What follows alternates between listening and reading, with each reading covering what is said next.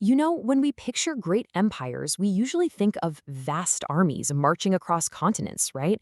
But what about an empire built on the sea? Today, we're diving into the story of the Cholas, a medieval South Indian dynasty that didn't just rule a kingdom, they commanded the oceans, creating a maritime superpower that literally shaped the history of Asia. And this quote, it just nails the Chola spirit. Theirs isn't just a story of conquest. It's about this incredible sophistication of monumental, giant ambition paired with breathtaking jewel-like artistry. We're talking towering temples and exquisite bronze statues. The Cholas left a legacy of unparalleled beauty and scale. All right, so to really get our heads around this incredible dynasty, here's how we're going to break it down.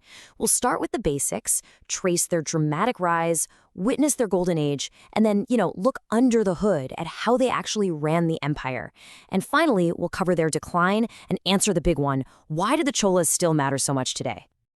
So, let's officially meet the imperial Cholas.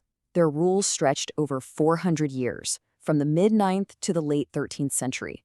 But the key word here, the thing you really need to remember, is that they were a thalassocracy. So, what on earth does that mean?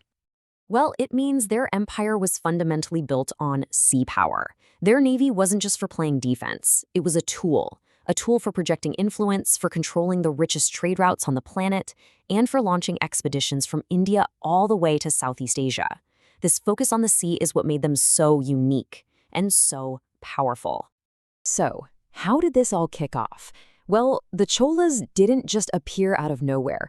They were descendants of a much older line of kings, but their real genius was in seizing a moment of political chaos to transform themselves from, local players into full-blown empire builders. And you can just see the momentum building here. It all starts in 848, when a guy named Vijayalaya captures the city of Thanjavur and makes it his capital. Then his successors, Aditya I and Parantaka I, go on this aggressive expansion, taking on powerful rivals left and right. So in just about a century, the stage is perfectly set for their most legendary ruler, Rajaraja I, to take the throne and launch a true golden age. And this is where things get really epic. The reigns of Rajaraja I and his son Rajendra I were a period of absolutely unmatched military, administrative, and cultural achievement. These two transformed the Chola kingdom into a genuine pan-Asian power. Just look at the scale of their influence. We're talking Sri Lanka and the Maldives in the south, all the way up the eastern coast of India with a naval dominance that reached modern-day Malaysia and Indonesia. This was an empire that truly commanded the Bay of Bengal, effectively turning it into a Chola lake. But here's the thing, their power wasn't just brute force. It was about brains, bureaucratic genius, really. In the year 1000, Rajaraja I ordered this massive land survey across his entire empire. Think of it as a medieval census and land registry all in one. This was absolutely crucial for creating the efficient, centralized tax system that funded everything. 10 years later, we see exactly where that tax money went. The Brihadisvara Temple in the capital, Thanjavur, was finished. And this wasn't just a place of worship. It was a statement, a colossal structure that basically screamed to the world about the emperor's power, his wealth, and the mind-blowing engineering skill of his people. And if that temple was a symbol of their power at home, this marks their power abroad. In 1025, Rajendra I launched this unprecedented naval campaign against the super-powerful Srivijaya kingdom. The raids were a huge success, securing vital trade routes and leaving such an impression that Rajendra's name was remembered in Malay legends for centuries. Okay, so we've seen their military might, but what was the secret sauce? How did they hold this massive empire together for so long? Let's take a look at the internal machinery of the Chola state, its government, its economy, and its incredible culture. The Cholas had this highly organized, multi-tiered government. At the top, you had provinces called mandalams. Then those were broken down into sub-provinces and districts. But here's the really remarkable part, what happened at the local level. Individual villages, the had a ton of self-governance, handling their own local justice and administration. It was a really smart system. And their economy was just as sophisticated. Yeah, it was fueled by those efficient land taxes, but also by a booming export industry. They were famous for their cotton textiles and that legendary woot steel. Powerful merchant guilds handled global trade, and those massive temples we talked about, they functioned almost like banks, driving local economic activity. And underpinning it all were these incredible irrigation projects that made their lands super fertile. And then there's the art. Wow. The Cholas perfected the lost wax technique for casting bronze, creating sculptures that are now considered icons of world history.